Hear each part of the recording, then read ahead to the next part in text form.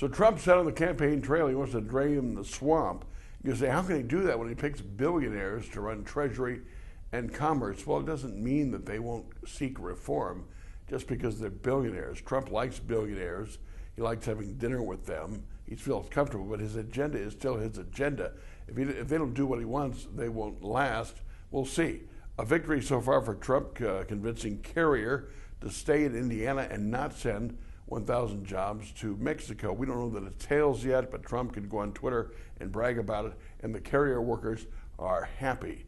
But Tom Price, the choice for Health and Human Services, a guy who wants to change Medicare radically. He wants to reform the solvency of Social Security. He's a guy that Democrats hate. We can expect Democrats to stand and fight the nomination of Tom Price.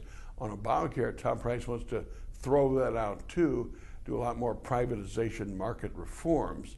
But here's one thing. Trump has gone on record on 60 Minutes after the election saying that the 20-some million people who have insurance now who didn't have it before, he wants them to still have insurance.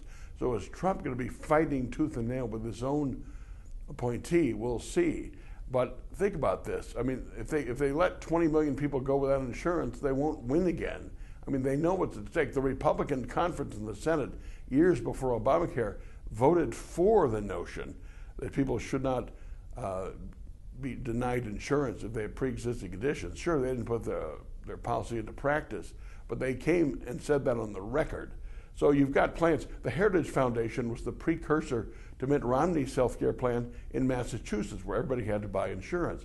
So the Republicans and the conservatives better understand that if we're going to repeal Obamacare, they better replace it with something that does a lot of what Obamacare does, meaning kids could stay on their parents' insurance until 26, part of the donut hole on prescription drugs can be closed or reduced, and you have to cover the people who weren't covered in the past. If they don't do that, their victory will be very, very short-lived.